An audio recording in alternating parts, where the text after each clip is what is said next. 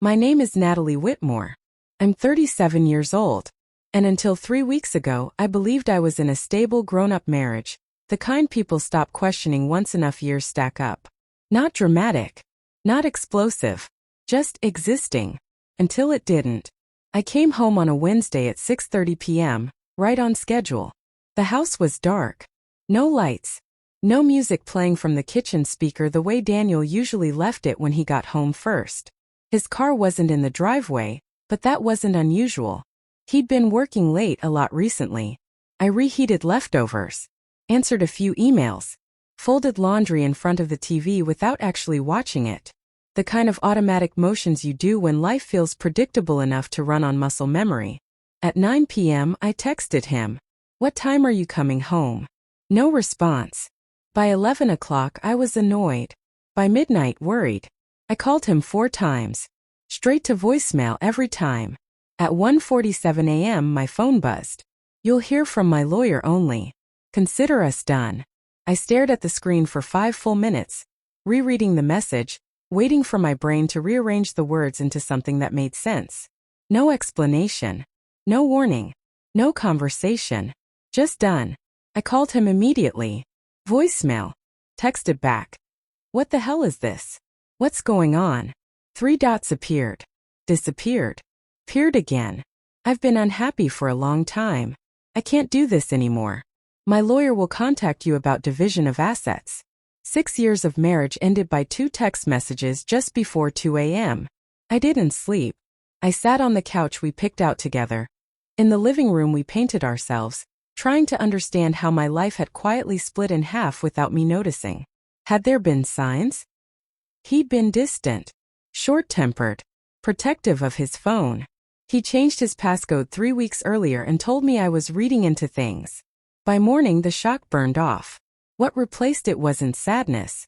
It was clarity. If he wanted done, we'd be done, but not on his terms alone. At 8:01 a.m., the moment the bank opened, I called and froze every joint account. Checking. Savings. I removed him as an authorized user on my credit cards. I was the primary earner throughout our marriage, worked in finance, made nearly triple his income. Most accounts were in my name. The bank representative hesitated. "Is there some kind of emergency?" "My marriage just ended," I said. "I need to protect my assets." She processed everything without another word. Next, HR. I removed him from my health insurance, life insurance, and beneficiary designations, effective immediately. Then I called the best divorce attorney I knew by reputation. Her retainer hurt. I paid it anyway. When I showed her the text messages, she raised an eyebrow. "No warning." "None. And you froze the accounts?" "All of them." She smiled slightly. "Good. That was smart." That evening my phone rang. "What the hell did you do?" Daniel shouted. "My card got declined at the grocery store."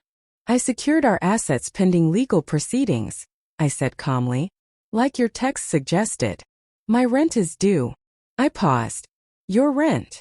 Silence. "You already have an apartment?" I asked. "This isn't what it sounds like." "Actually," I said, "it sounds exactly like what my lawyer warned me about." He yelled about humiliation, insurance, cruelty. I listened until he ran out of breath. "You ended this marriage," I said. "I'm just responding." He hung up. A few days later I noticed things missing: his laptop, a watch, a duffel bag I didn't recognize. I checked the security cameras. Thursday, 2:14 p.m. Daniel entered the house quietly, carefully, like someone who didn't want to be caught by guilt. He took what he wanted and left. That night another call. A woman's voice. Nervous. Controlled. "My name is Lauren," she said. "I need to talk to you about your husband." She told me everything. The affair. The fake divorce papers. The apartment he moved into at midnight, Wednesday night. The rage when his access to my money disappeared. Then she said something else. She found bank statements. Transfers. Thousands at a time. For months. Nearly $40,000 siphoned from our joint accounts into one solely in his name. "Send me photos," I said. "Now." I forwarded everything to my lawyer. Her response came fast. "This is very good for us." Daniel hadn't panicked. He'd planned. When he showed up at the house uninvited days later, he looked smaller. Desperate. "We can fix this," he said. "Counseling. I'll do anything." "No," I said. "You don't get to decide that now." When he threatened to paint me as controlling, I smiled. "I have 6 years of texts, bank records, your lease, and a witness," I said. "Try it." Fear replaced anger. He packed, left the key, walked out.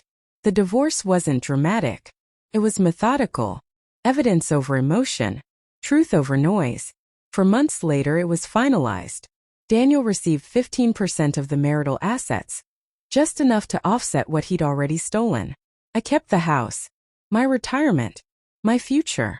The law didn't punish him, corrected him. I stayed in the house for a year, then sold it, bought a smaller place, clean lines, modern, entirely mine. I traveled, ran a half marathon, learned to enjoy my own company. What I learned is this: people show you who they are when their comfort is threatened. Protecting yourself isn't vindictive. It's survival. I don't hate Daniel. He's just someone I used to know. I sleep well now. My life is honest. And when everything fell apart, I handled it with integrity. That's enough.